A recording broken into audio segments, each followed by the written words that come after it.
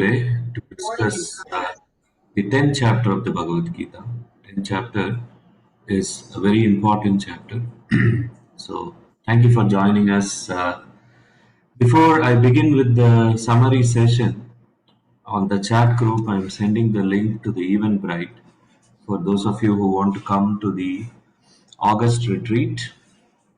In addition, I'm also sending a code which is alumni space 50, uh, which gives you a discount of further $50 over the ticket price. We are trying to get more registrations. So if you are intending to join, please do sign up and please do join. It was very wonderful to have you um, this past April, and some of you even attended last year and the years before. So it's a wonderful occasion, the Body, Mind, Spirit Retreat. And to fill the gap between the April and the August retreat, we started this 18-week, 18-chapter summary series of the Bhagavad Gita. The Bhagavad Gita is 700 verses, as all of you know. It's a wonderful philosophical treatise, a description of who he is by God himself, Krishna, and the ideal protagonist to ask the questions on our behalf, Arjuna. So we have seen so far 9 chapters.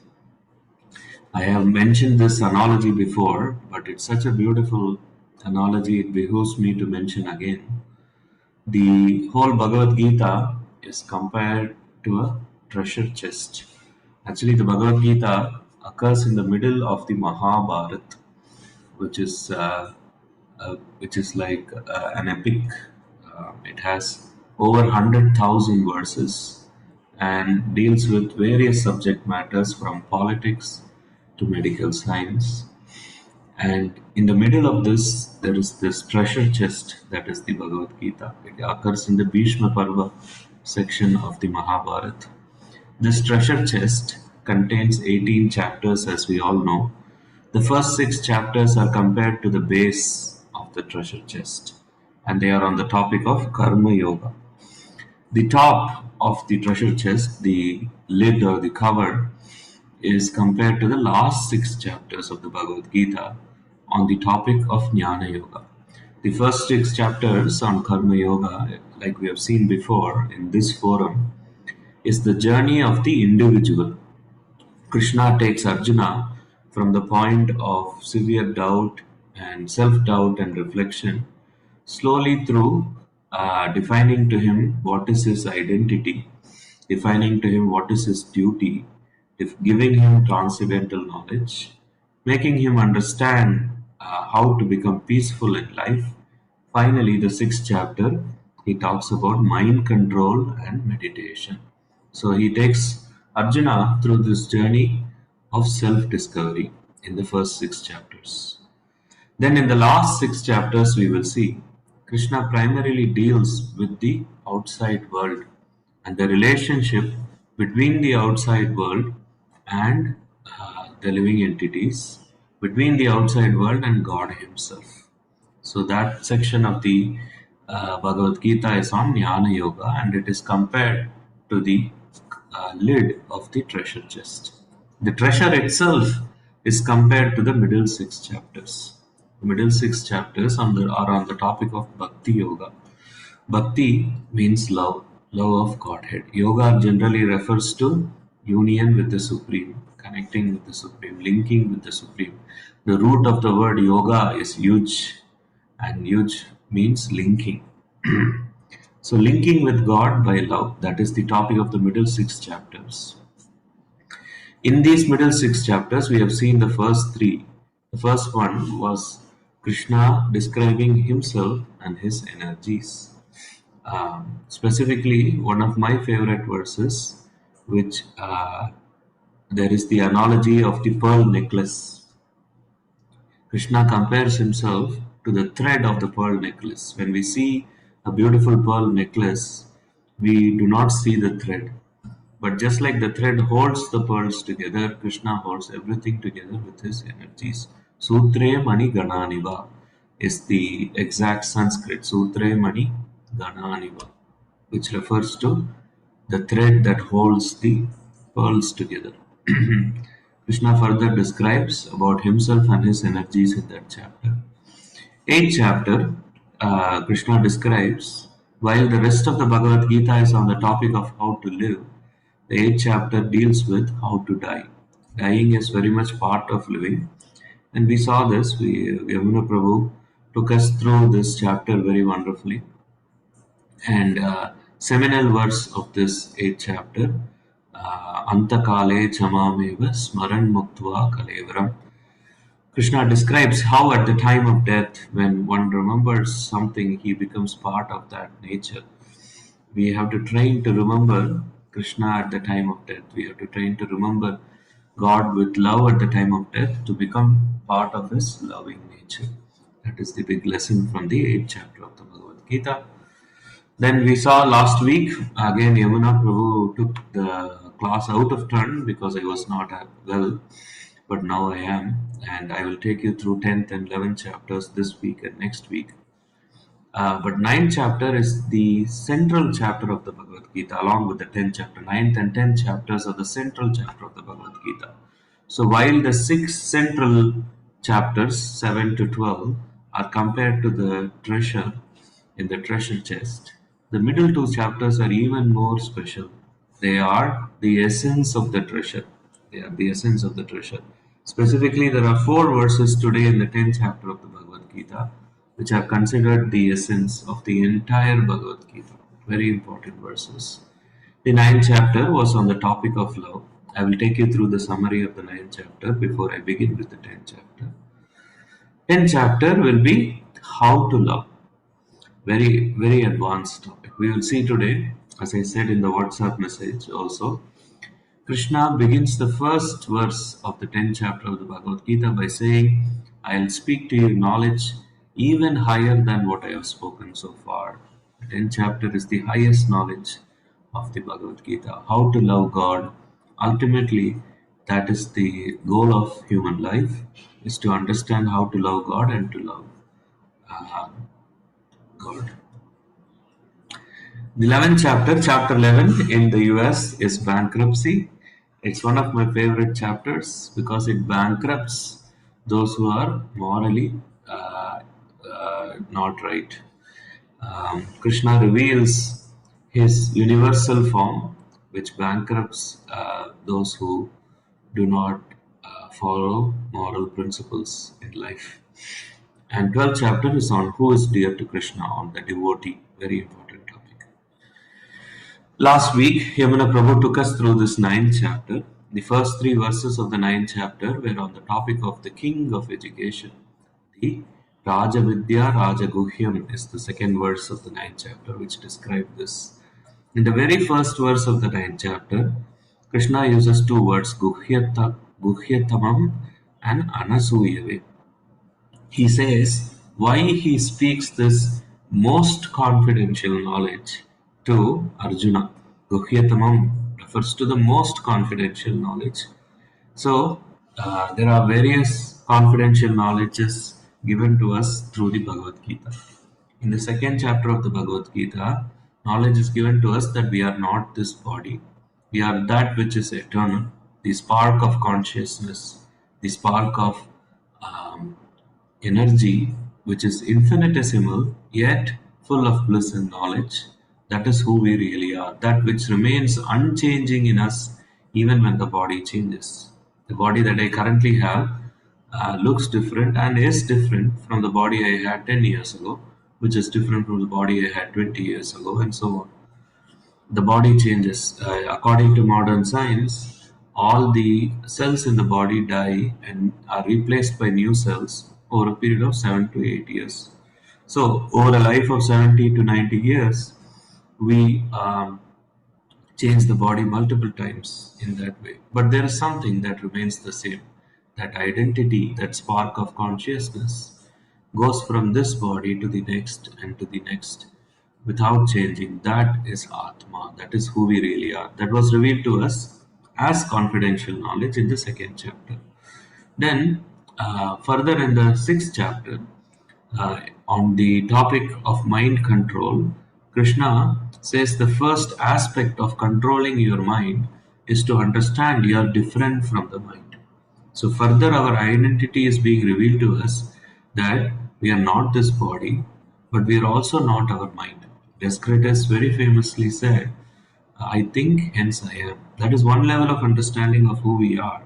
But beyond that level of understanding of who we are, is we are not the mind. We think, but we are beyond the level of the mind. So that is another level of confidential knowledge. Then Krishna in the seventh chapter of the Bhagavad Gita revealed Mamayavamso Jiva Loke Jiva Bhuta Sanatana, that we are eternally part and parcel of Him. That is another level of understanding of who we are. That is still more confidential knowledge. But in the 8th and 9th chapters of the Bhagavad Gita, Krishna reveals who He is. That is most confidential knowledge. And specifically, these are revealed to persons and can be only understood and realized by persons who are anasuyave. This is our qualification, ladies and gentlemen, is we have to make ourselves non-envious, anasuyave. Then only we can realize and understand. This is not like mundane knowledge. I went to an engineering college. I studied engineering drawing and engineering mathematics. And then I specialized in mechanical engineering. I studied, machine theory and thermodynamics, fluid dynamics, and so on. And by my own effort and by the facilities provided by the college and universities, I became a mechanical engineer. That is different way of learning from learning the Bhagavad Gita. The Bhagavad Gita is knowledge about the infinite, and we are infinitesimal. By definition, we cannot understand by our own effort only. Of course, we have to put in our effort, but there is the aspect of mercy coming, descending from the personality of Godhead. And for that aspect to come through, we have to be non envious. So basically, as we have said, the most important unit of bhakti is love. And this love is, the flow of this love is blocked if one is envious. So this was the learning of the first three verses of the ninth chapter. And when there is, I want to read this because it's so beautifully written. When there is a feeling of envy towards someone, we start seeing faults in that person. Consequently, there is no heart to heart exchange. We have this experience in this world also, but in transcendence, since love is the basic unit of exchange, envy blocks that exchange. And that envy comes out in the form of lack of faith sometimes. But people ask this question, why do we need to have faith? We discussed this last week, Yamuna Prabhu discussed this. For anything, we require faith in this world. In fact, Max Planck, the famous German scientist, said over the entrance of the temple of science are written the words, you must have faith. So even science requires faith. There are axiomatic truths in science which are not provable, which are based on faith. And every step of life requires faith, beginning with the faith in the milk of the mother. When the baby comes out, doesn't know anything, and it survives solely on this food coming out of this person who he also came out of. So inherently, the baby has faith in the mother and the milk of the mother. So we can't escape the fact that for doing anything in life, we need faith. And this is also true for transcendence and for spiritual life. Is faith, Shraddha, as it is called, Ado Shraddha, is the beginning. Then we can nurture that faith, and slowly, it turns into realization and understanding. The next section of the ninth chapter of the Bhagavad Gita was on the topic of the relationship between God and this world. Maya dakshena prakriti suyate sasaracharam hetunanena kaunteya jagat viparivattate. So Krishna is saying here, Maya dakshena prakriti. The material nature is one of my energies and is working under my direction. and it is moving everything in this world, O Arjuna. We have seen this analogy before of the chariot. The chariot is compared to our human body. The chariot has five horses. These are compared to our senses, the knowledge acquiring senses. The reins that hold the horses, the rope that is tied to the horses, is compared to the mind, because the senses agglomerate around the mind. And the driver who holds the reins and who directs the horses ideally is compared to the intellect that we have. So, when we are too much at the level of the senses, we just engage our senses freely without consideration, then the horses are going in whichever direction, and the mind and the intellect, the driver, is not able to control the chariot. But the real I is compared to the passenger who is sitting in the chariot. Passenger is not the driver. Passenger is the observer, and he is also the desirer. He can tell the driver, "Oh, driver, I want to go to this place, this address. I want to go in this direction," and so on. And provided there is enough control of the mind and the intellect, we can get to that destination. This is what human life is like. Is this analogy of this chariot? But we can see from this analogy that we are not the doer of activity. Then the question arises, we have discussed this in third and fifth chapter previously to some extent, and we will extensively discuss this in the 13th chapter also. The question arises, who is the doer of the activity? So there are two other doers of activities. Of course, we are the observer and the desirer of different things. But the material nature, which belongs unto the Supreme as one of his energies, is the doer of the activity. It arranges everything and produces all the results. The Supreme Lord is the permitter of all activities. Upadrishta Anumanta, superseer and permitter of all activities, seated as the super soul in our heart, Paramatma. So those are the three doers of activities. Very important understanding from the Bhagavad Gita. Then we saw in the middle section of the ninth chapter the different types of worshippers of God. We saw that some people worship God in union, some in diversity, some worship God as a person, and some think of Him as an ordinary human being. He calls those persons Muda, very strong language, foolish people, he calls them, because they think of Him as an ordinary person. But there are many, many ways to reach a place, but it doesn't mean that all the paths lead to that same place. So, before choosing a spiritual path, before choosing a guru, which we discussed in detail previously in the fifth chapter of the Bhagavad Gita, also, we should know very well where we want to go. And for that, we have to understand this manual of life, this love letter that Krishna has written to us via Arjuna, the Bhagavad Gita. But very important, ananya chintayanto mam ye jana pariupasate tesham nityabhiyuktanam yogashemam vahamya. Krishna is saying here that all those worshippers higher than them is one who ananya chintayanto mam, without any other object of love, loves me. So Krishna is beginning to drill into us that love of God is the highest state that a person can attain. And he also is giving Arjuna confidence. I love this verse myself because it gives me confidence also. Tesham Nityabhiyuktanam, one who thus thinks of me on a daily basis. Yoga Shemam Vahamyam.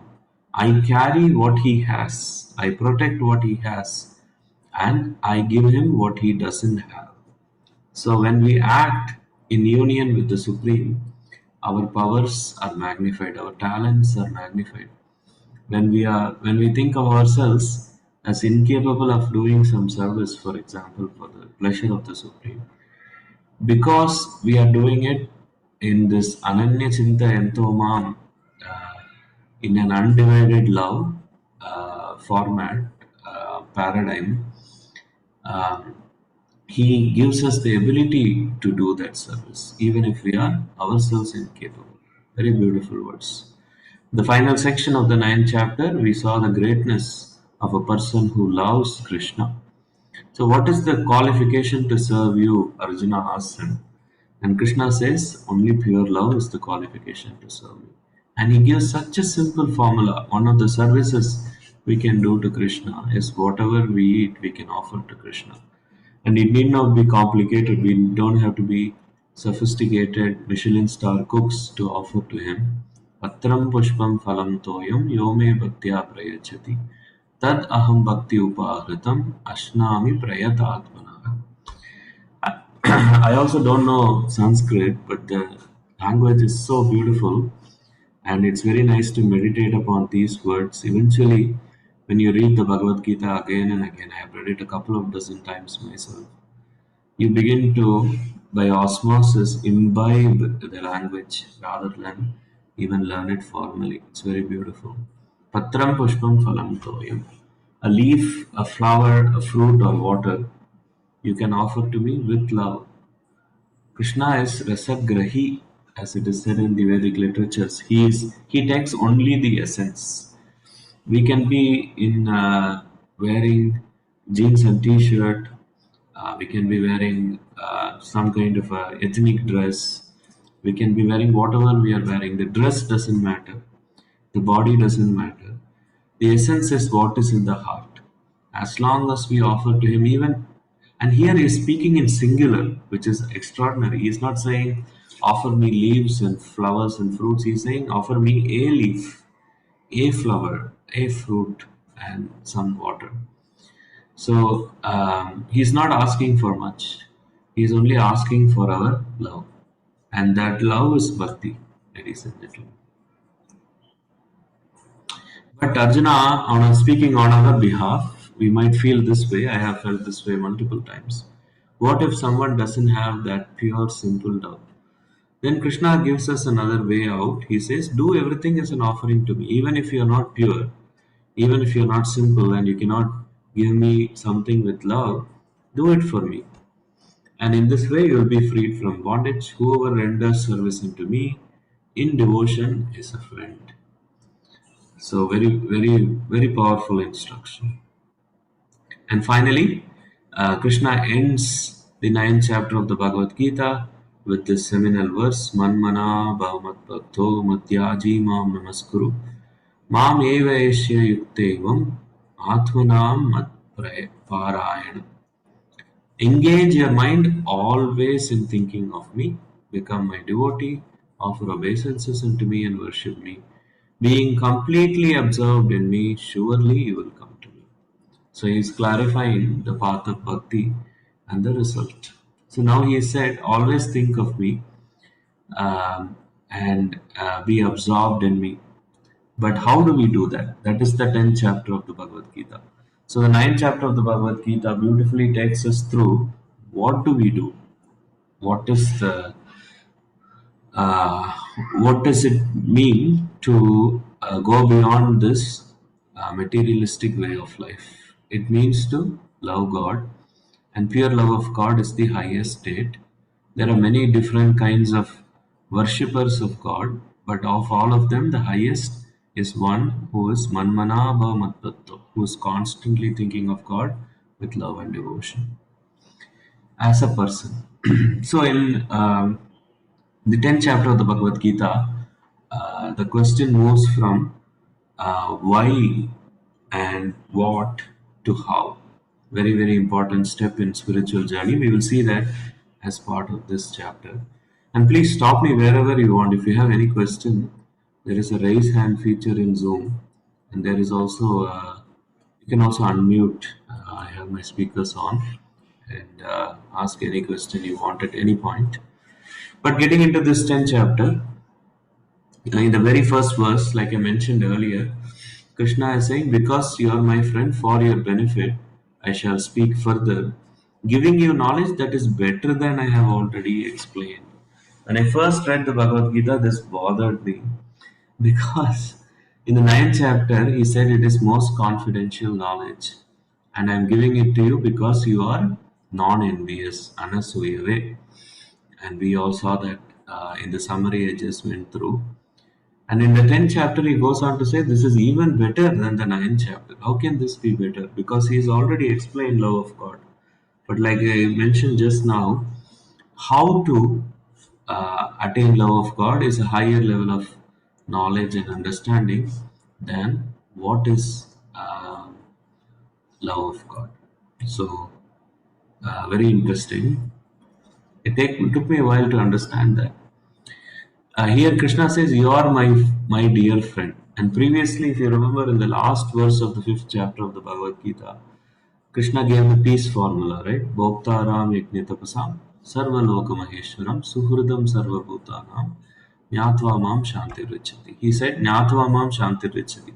The way for you to be peaceful is following a formula, a three-part formula. Bhoktaram Yagnitapasam, understanding He is the enjoyer. God is the enjoyer. You are not the enjoyer.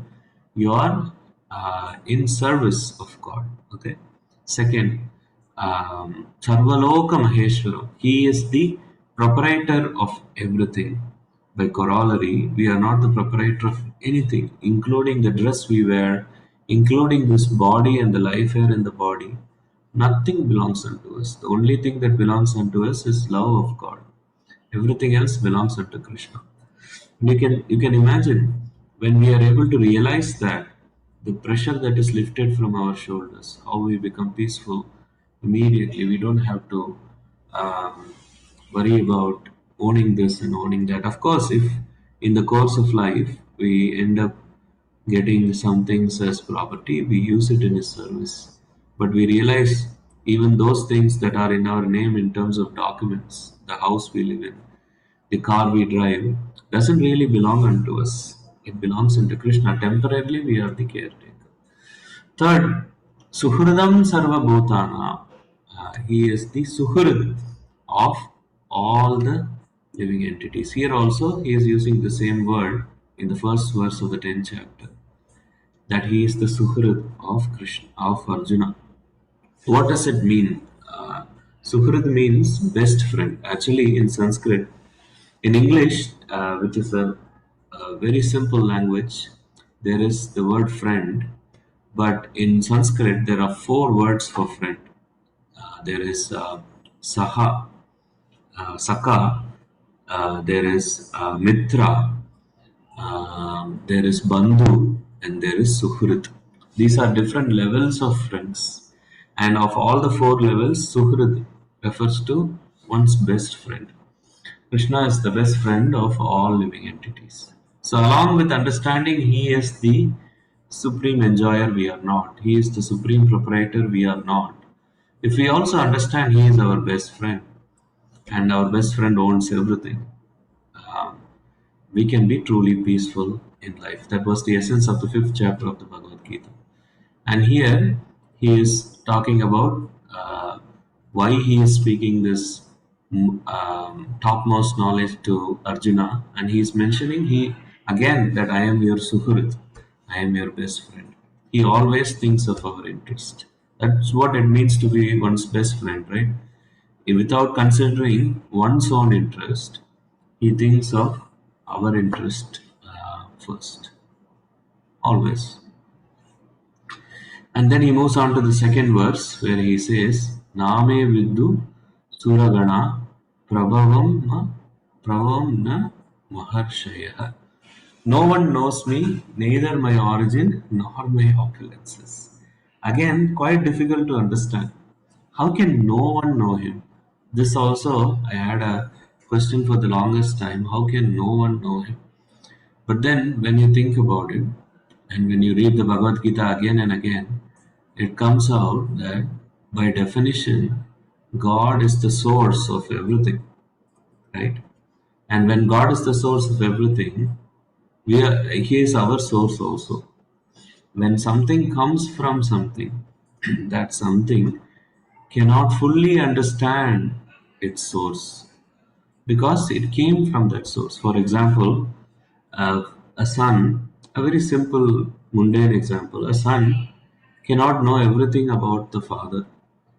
Because the Father came first. The Father might know everything about the Son, until, at least until he had dominion over the Son when he was a baby. But the Son does not necessarily know everything about the Father. This is something like that.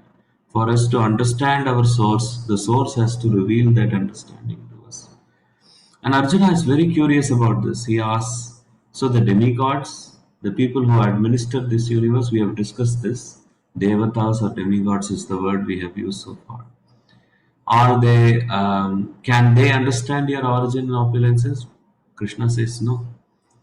And then Arjuna further asks, the great sages, Vyasa, Narada, Devala, so on, can they understand your opulences? Krishna says no. So, Arjuna then wants to know, do you have a source? Because everything has a source in this world. Do you have a source?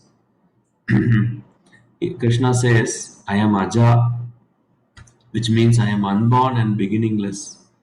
One who knows this knows all. So, even in modern parlance, among scientists, there are creationists and there are evolutionists. Um, Evolutionists believe that things evolve out of nothing, essentially, Darwin's theory of evolution. And creationists believe and about 60% of all scientists, the survey was done, 60% of all modern scientists are creationists. And they believe that there is a source behind everything. But this also leads to a very interesting question, right? So, then what is the source behind God? So for this, I point you to a very simple analogy. Think of this train. Okay, this train has many compartments.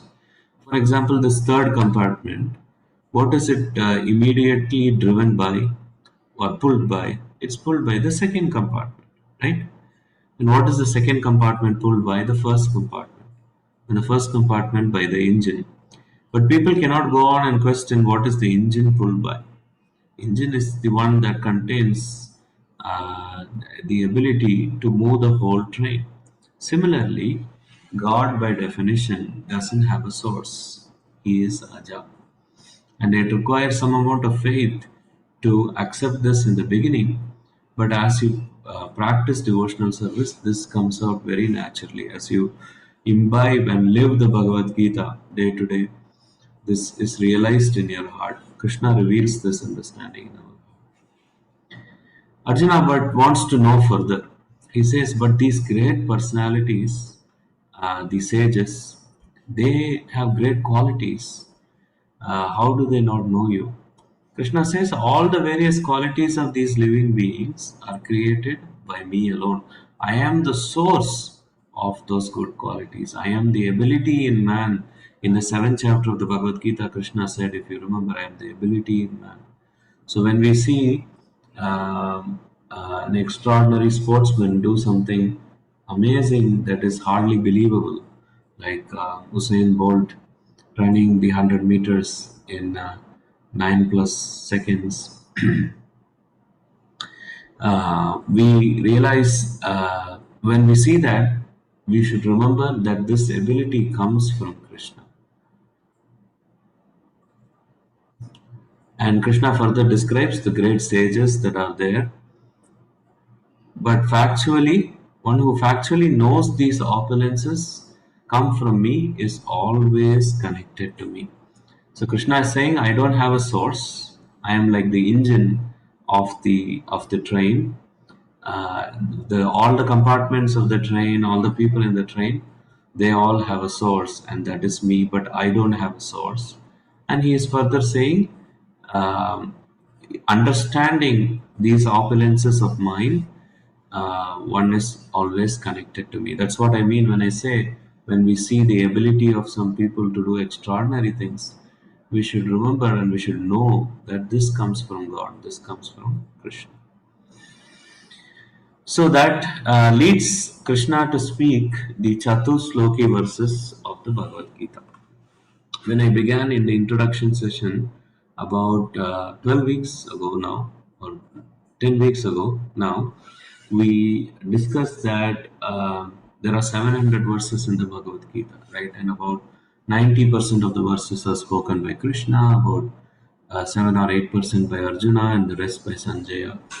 And we saw, but we see here that there are four verses which succinctly summarize the entire understanding of the Bhagavad Gita in seed form. This is something like a zip file. Okay, sometimes when we have to send a lot of information over email or even a pen drive, we zip the files, right? And when we unzip the files, there are so many files. There might be one uh, I don't know, 10 gigabyte worth of files in the zip file, but when you zip it, it's much lesser than that. Similarly, the four verses are in seed form. They are the zip file. It can be unpacked to the entire 700 verses of the Bhagavad Gita. What is amazing is Krishna's ability to summarize in this way. In the Bhagavatam also, I think Ukti asked in the WhatsApp group before, what is the Srimad Bhagavatam? And Yamuna Prabhu replied that the Srimad Bhagavatam is the postgraduate study of the Bhagavad Gita. And whereas the Bhagavad Gita has 700 verses, the Bhagavatam has 18,000 verses. And in the second canto, the second book of the Srimad Bhagavatam, there are four verses which are the seed verses for the entire 18,000 verses. It's absolutely brilliant. When you sit and study this and understand it, your mind will be blown how someone can summarize the entire wisdom of the 18,000 verses of the Bhagavatam in four verses. That is Chatusloki Bhagavatam. Today we are going to see Chatusloki Bhagavad Gita, the 700 verses of the Bhagavad Gita, summarized in four seed-like verses. And these four verses are under three topics: Sambandha, Abhideya, and Prayojana. Sambandha means, this is the same word as in Hindi also. Sambandha refers to relationship. Sambandha Gyan refers to knowledge of relationship between God, this world, and the living entity. Living entity is you and me, infinitesimal sparks of energy, full of bliss and knowledge. God is Krishna, who is the infinite being, who is also eternal, full of bliss and full of knowledge. And then the material world is temporary and is constantly transforming from one to another form. As Newton wrote, energy can be, or law of conservation of energy, it was not Newton. Um, Energy cannot be created or destroyed, but can be transformed from one form of the other. That he's talking about material energy. Material energy is constantly transformed from one form to the other. So these three entities, God, living entity, and matter, their relationship is called Sambandhagya. That is described in one verse, 10.8 of the Bhagavad Gita. Abhideya is the activities that happen within this Sambandha, the action. And Prayojana is the ultimate use or goal of the activities. So Sambandha, Abhideya, and Prayojana. The 10.8 verse, very beautiful verse. Aham sarvasya prabhavo mata sarvam pravartate iti matva bhajante mam buddha bhava samanvitaha. Krishna is telling Arjuna, O Arjuna, I am the Prabhu or the owner of everything and everyone. Aham sarvasya prabhu mata sarvam pravartate. Outside me nothing exists. Iti matva bhajante mam buddha bhava samanvitaha. One who fully engages in this understanding and constantly thinks of me, he comes to my nature. He is repeating what he said in the last verse of the 9th chapter of the Bhagavad Gita, that one who constantly thinks of me in this way, he comes to my nature. Very beautiful verse. Second verse, which is the Abhideya verse, the activities that are performed understanding the relationship. In the first verse, we can see he has defined that he is the topmost and within him is all the material energy, within him is all the living entities, and everything belongs unto him. And one who understands this and hence constantly meditates upon him comes to him. Okay, so he has defined the sambandha between uh, himself, God, the living entity, and this material world. Second is abhideya. Acting in that sambandha is abhideya. Matchitta matkata prana bodhayanta parasparam katayantascha mam nityam tushyanti cha ramanti cha. Very beautiful translation, so I will read it. The thoughts of my devotees dwell in me. So the person who was defined in the last two lines of the previous verse, one who constantly thinks of Krishna, is called a devotee. Okay. The thoughts of my pure devotees dwell in me.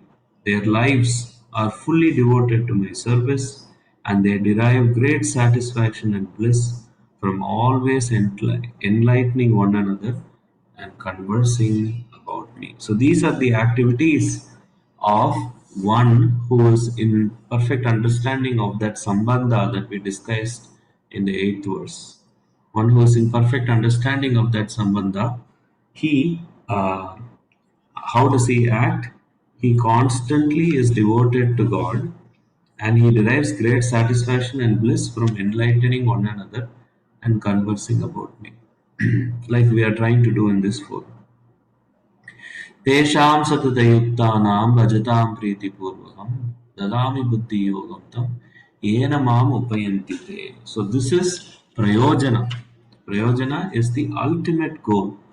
To those who are constantly devoted to serving me with love, I give the understanding by which they can come to me. So we are infinitesimal. He is infinite.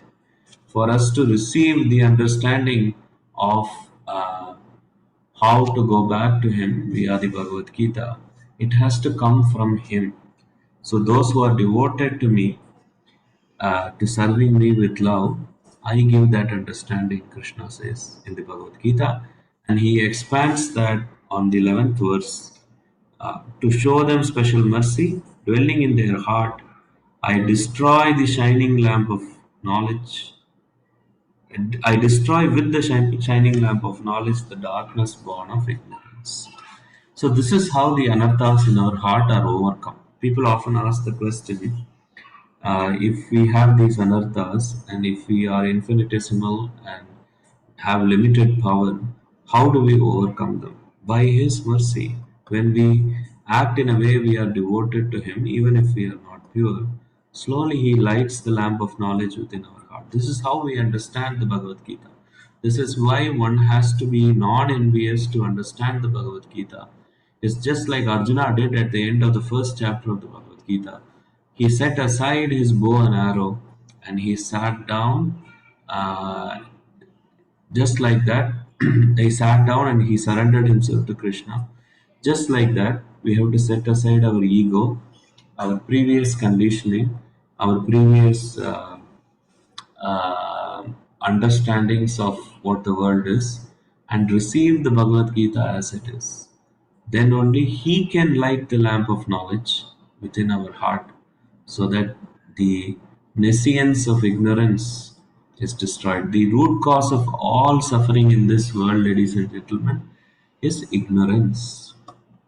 Because of avidya, it is called in Sanskrit. Because of this avidya or ignorance, there is ignorant desire, and from there we enter this cycle of action and reaction in which we are caught. In order to get out of that cycle, we need to solve the root cause of the problem, which is ignorance. The antidote to ignorance is knowledge, and that is what we are seeing here. And that knowledge is received when He lights the lamp of knowledge in our heart. For that, we have to become non envious. So, our number one qualification to understand and realize the Bhagavad Gita is this non-envious nature. And the non-envious nature begins with some humility. Humility means understanding that we don't know everything. That is humility. The reason we are all in this forum, beginning with myself, is we know we don't know everything. And hence we want to read the Bhagavad Gita and try and understand what Krishna is saying in the Bhagavad Gita. That little bit of humility, when it is cultivated, it becomes bigger humility. And when Krishna sees that development of humbleness in a person, he lights the lamp of knowledge, according to the 11th verse. And for the first time, ladies and gentlemen, in the Bhagavad Gita, Arjuna is giving feedback on what Krishna is saying in terms of accepting his divinity. So far, Arjuna has questioned, how can it be that you spoke to Vivaswan, the sun god, millions of years ago? You and I are the same age. So far, Arjuna has questioned, but Krishna, it seems too difficult to control the mind. Chanchalahi mana Krishna, the mind is by nature oscillating. How do I control the mind? And Arjuna has also questioned his own ability to perform things out of love for Krishna. But now finally, the tide is turning right in the middle of the Bhagavad Gita. Arjuna is beginning to accept Krishna. Param Brahma Param Dhama Pavitram Paramam Bhavan Purusham Shashvatam Divyam Adi Devam Ajam Vibhum. You are the Supreme Personality of Godhead, the ultimate abode, the purest, the absolute truth. You are the eternal, transcendental, original person, the unborn and the greatest. Having heard the Chatusloki verses, having heard Sambandha, Abhidaya, and Prayojana, Arjuna is becoming more certain about Krishna's position. And he is saying, you are God. And in turn, Krishna interestingly says, do you accept that seriously? And Arjuna says, it's not just me, even the great sages confirm this about you, that you are God. The great sages he mentions are Narada, Asila, Devala, and Vyasa. And you are also telling me the same. So I have seen your God, you are telling me the same, and the great sages are also telling us the same. So it has to be true. So do you accept everything? Very, very interesting question. Do you accept everything I have said? This is very difficult and yet very important, ladies and gentlemen. We are not saying that blindly we should accept everything said in the Bhagavad Gita. Not at all. In fact, blindly accepting is harmful for progress spiritually. What Krishna is saying is eventually, as you read the Bhagavad Gita again and again and try to imbibe its teachings and live its teachings, you have to eventually accept everything in the Bhagavad Gita. We cannot pick and choose and say we will accept these things and we will not accept these things. This is also the problem with the many, many commentaries on the market in the Bhagavad Gita. In the very first introduction, if you remember, I mentioned that there are 1,500 commentaries on the Bhagavad Gita, but many of them they pick and choose what they want to emphasize or believe in. Whereas this particular copy of the Bhagavad Gita, reason it is so widely sold and so widely recognized by scholars as authentic is it takes the Bhagavad Gita as it is. Whatever Krishna says is taken in its holistic sense and not taken out of context. So, accepting everything in the Bhagavad Gita eventually is important for making spiritual progress. It's something like a scientific formula, right? If you want to be peaceful in life, you cannot just accept that he is the enjoyer. You cannot just accept that he is the proprietor. You cannot just accept he is your best friend. You have to accept all of those things. You have to accept you are not the enjoyer. You have to accept you are not the proprietor of anything in this world. And you have to accept he is your best friend. Then only you can be fully peaceful. If you only accept part of that, then you cannot be fully peaceful. I really love that verse, that last verse of the fifth chapter of the Bhagavad Gita, the peace formula, because I originally began reading the Bhagavad Gita because I wanted some peace in life. I was a student at MIT, and I mean, academically, personally, things were going really well. but there was always something missing in terms of being very peaceful in life. There was always some disturbances. And that peace formula, even when one doesn't have faith, that peace formula makes so much sense. So much sense. We are not the proprietor. Obviously, we are not the proprietor. We are not the enjoyer. Obviously, we are not the enjoyer. Look at our enjoyments. They are ephemeral. We enjoy for a little bit and poof, gone. And immediately the other side of the coin, the suffering comes. None of us can legitimately say we have never suffered in this life. We always, suffering and enjoyment comes together in this world.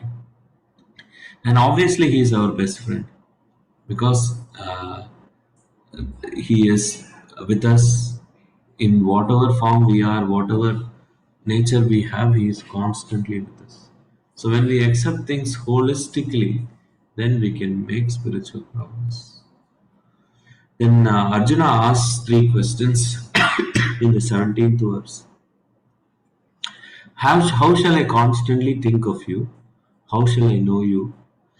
And in what various forms are you to be remembered? Very beautiful questions. See, this is what I meant. Um, Arjuna is moving from the platform of why and what to how. He is beginning to accept that Krishna is God and everything that Krishna is saying is right, and he wants to know how to make progress. How can I constantly think of you? He has accepted what was said in the last verse of the ninth chapter. Manmana bhavamadbhatto, that constantly thinking of Krishna and worshipping him is the way to attain love of Godhead. And he wants to know how to do that. How shall I know you? Because Krishna in the seventh verse of this chapter said that knowing my opulences, one knows all. So how shall I know you? And what are the various forms you have to be remembered? In the seventh chapter, Krishna already described, Sutre Mani Gana Niva, I am the thread that holds the pearl necklace together. And he has described his various opulences. He is the essence of everything, right? He is the taste in water, the heat in fire, the light of sun, the ability in man. He gives so many examples like that. That he is that he is the essence of everything. So he's asking, I have already explained these opulences of mine, and Arjuna still wants to hear it again and in more detail. I have become greedy to hear from you. So Arjuna, like I said, has moved from the why to the how type of question. When a person progresses in spiritual life and receives orders from the Lord and Guru, he should ask how to do it instead of why to do it. This is development of faith in a way. Krishna begins describing his opulences. In the next 20 verses, he does that. I will quickly summarize it. We are at the last 10 minutes of the presentation. He begins describing his opulences by saying, I am the super soul. I am seated in the heart of all living entities. We have mentioned this before, and this will be described in great detail in the 15th chapter of the Bhagavad Gita again. But he is saying it here also. One of the forms of Krishna is he is Paramatma. He expands himself as Chiro Dakshaya Vishnu or Paramatma and sits in the heart of all living entities. In the Katha Upanishad, there is this beautiful example given of two birds sitting on the branch of a tree. One bird, which is us, which is Atma, also seated in our heart. We are busy enjoying the fruits of our activities. This bird is busy eating the fruit of the tree and is constantly distracted by the activities that are happening in the tree. The other bird is just carefully and kindly observing the first bird. The other bird is compared to the super soul, Krishna seated in our heart. Krishna is sitting in our heart and waiting. When will this fellow turn towards me? when will this fellow act in loving exchange with me, which is his constitutional position. So Krishna is describing that I am seated in the heart of all living. If you think about it, that in itself is a tremendous opulence that he is describing. Seated in all hearts of all living entities throughout the universe. He is there everywhere. I am the beginning, the middle, and the end of all living beings. This is a little technical, so I'll skip that. And then he goes on to say, of the Adityas, I am Vishnu. So you will see in the next 20 verses or so, from 21 to 40 or so, Krishna will identify a broad category and he will then say, he is this, I am this. He'll identify Krishna's representative. For example, he will say, among all stars or celestial bodies, I am moon. Among all demigods, I am Indra. I am all mountains, I am Meru. Among all trees, I am Ashwatha. Ashwatha is banyan tree. Among all cows, I am Surabhi. Among all rivers, I am the Ganges. Many, many examples he gives like this. Among all Vedic literatures, I am Samaveda. Among all water bodies, I am the ocean. Basically, again, like in the seventh chapter of the Bhagavad Gita, Krishna is saying he is the essence of everything. So when we see a beautiful comedy movie, for example, and the comedian say, I say you really like some comedian, the ability of the comedian, in that ability, we should see Krishna. Okay, that is the basic idea. Being connected to Him constantly. When we are working on an Excel sheet in our office, how do you remain connected to Krishna? When we are able to perform some activity nicely, you think of Krishna because He gave you the ability to perform that activity. When somebody else performs something nice in office, you think of Krishna because Krishna gave that person that Krishna is the ability of that person also. So he is the essence of everything. This is the art of remembering Krishna, remembering God throughout our life so that we can remember him at the time of death also. And after having described all these opulences, I am Om in vibrations, I am the chanting of the holy names among all mantras, he says. I am the lion among beasts, I am Vajra among weapons, I am the monarch among humans. And then he says, there is no end to my divine manifestations. What I have spoken to you is but a mere indication of my infinite opulences. I want to hear more, says Krishna. Arjuna. Arjuna is now hooked. He has completely come to the platform of how do I remember Krishna? How do I do my service properly?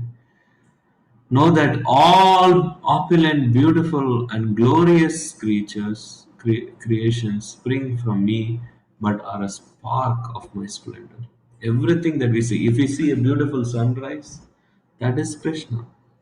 If we see a beauty in a person, even bodily beauty in a person, that is also Krishna. If we see someone who's very powerful, who has six-pack abs and so on, um, that is also Krishna. So everything glorious, beautiful, opulent is Krishna. And it sparks from one of his energies. And he ends this chapter with this beautiful verse. Atava bahunaitena kim jnatena tvarjuna visthabhyaham idam krishnam ekam sena stito jagat. Beautiful verse. But what need is there, Arjuna, for all this detailed knowledge? With a single fragment of myself, I pervade and support this entire universe. With a fragment of himself.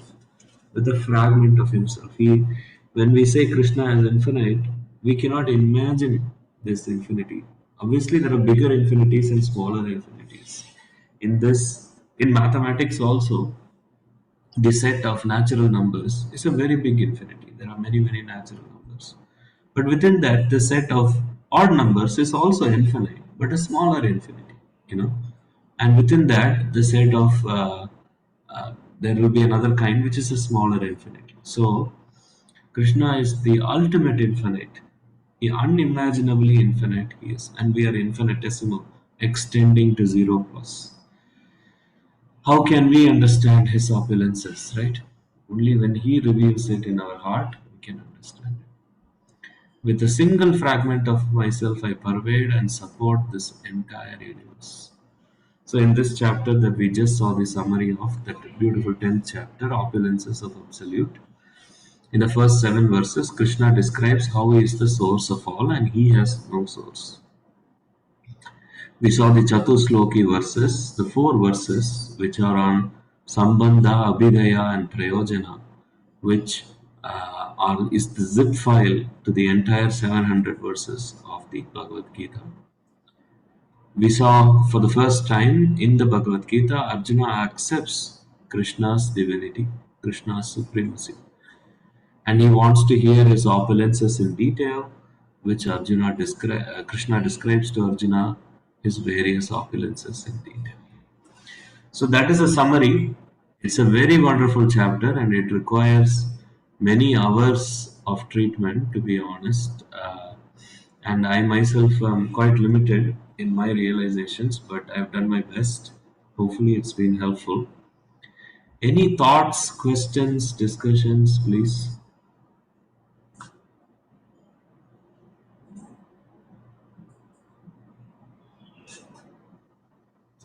Feel free to unmute.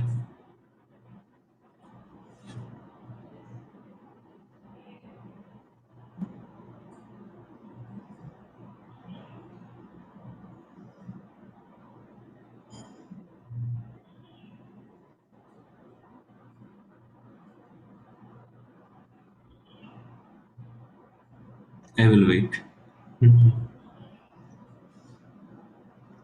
Hi, Hare Bhakti. Krishna. Yes. Hare Krishna. How are you?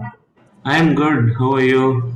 I'm doing good. Thank you. I just want to thank you for reviewing chapter 9 and going over chapter 10. As I continue learning this, I realize that I have just so much to learn. Mhm. And it just is going to take a lifetime. I feel the same way about my own journey. Uh, there is so much to learn. But the good news is, Yoga Kshemam Vahamiham, like 22nd verse of the 9th chapter of the Bhagavad Gita.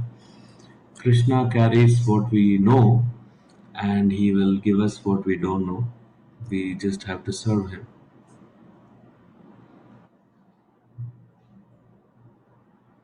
Thank you for sharing that, Upti.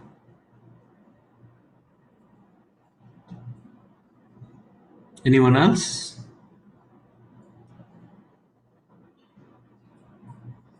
All right, if there is nothing else, thank you so much for joining us. It's been a pleasure sharing the 10th chapter with all of you. Next week, I'll share the 11th chapter. 11th chapter. Chapter 11 in the US is bankruptcy. So, if any of us are still holding on to the material conception of life, that conception will be bankrupted next week. So, please join us for the same. Thank you so much. Thank you, Prakash. Thank Thank you, you. Nilesh. Hare Krishna. Hare Hare Krishna. Krishna. Hare Krishna. Thank you.